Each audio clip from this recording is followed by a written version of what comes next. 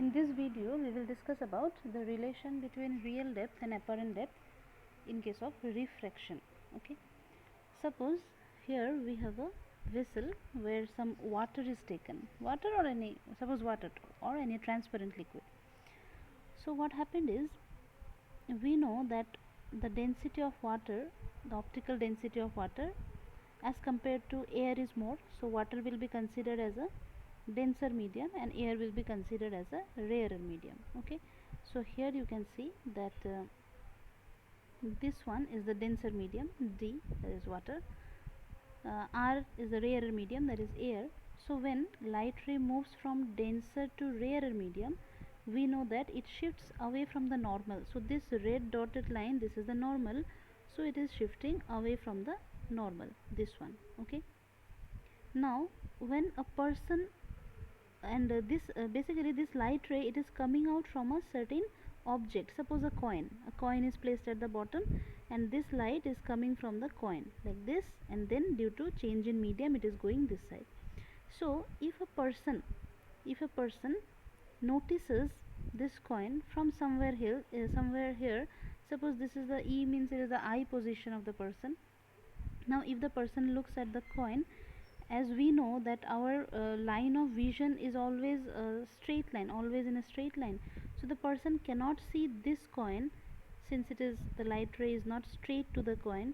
But if you extend or if we extrapolate this light ray in backward, it meets at point D and the person will observe the position of the coin at D, though this is the apparent position of the coin but actual position of the coin is C. Okay, so that is why we see a rise in position, that is the apparent rise in position. How much is the rise in position? This one, DC, is the rise in position. Okay, now real depth means AC is the real depth because this is the real position of the coin. AD is the apparent depth because D is the apparent position of the coin. Now we have to find a relation between real depth, that is AC, and the apparent depth, that is AD. Okay, so for that we will start with Snell's law. Now certain things that we have to see here, that this one, since this is a incident ray, refracted ray, that is why this will be the angle of incidence, this will be the angle of refraction, and if this angle is I, certainly this angle is also I. And this CA, it is a straight ray which is coming out from the coin C without any deviation or without any refraction, because we know that refraction takes place only for oblique rays. If the light ray is exactly perpendicular, means exactly towards the normal, then there will be no deviation. Okay, the deviation takes place if it is an oblique direction.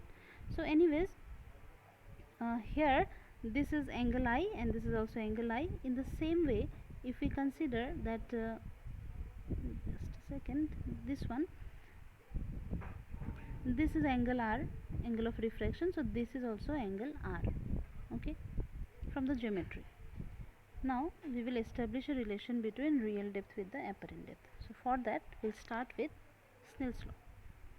So we know Snell's law is sin I by sin R is equal to mu.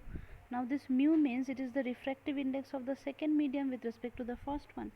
Since light ray is moving like this, so water is the first medium, air is the second medium, or here I have written D, D for denser medium means water, and the second medium I will represent it by R, that is the, this one, R. Okay, so this R means it is the second medium or rarer medium.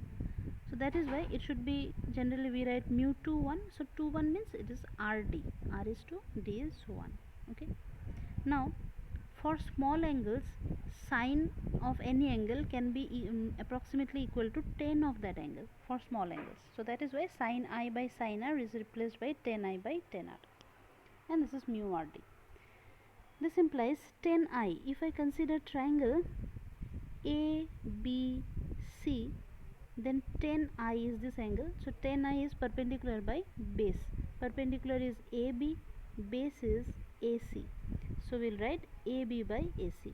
Similarly 10R, for 10R we will consider ABD triangle, this triangle. triangle, okay, ABD. So in this triangle, if this is the angle R, then perpendicular by base, perpendicular is AB, base is AD, so this is AB by AD. Now AB will get cancelled, AD will go up, and we get AD by AC, which is mu RD. Alright. Now if we take the reciprocal, means AC by AD, if we do, this will also change. Now it will be DR. Why we have done it? Because generally whenever we establish a formula, we prefer to write mu in such a way that it should be the refractive index of the denser medium with respect to the rarer.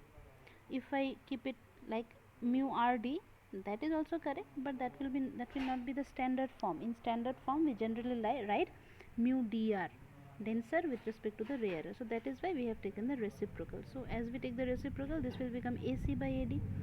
Now from the figure it is clear that AC means this part, this is the actual depth, or we call it the real depth. So this is real depth, and apparent depth is AD. This part is the apparent depth AD. Okay, so that is why finally the relation is real depth by apparent depth is equals to mu dr, or mu, that is the refractive index of the denser medium with respect to the rarer.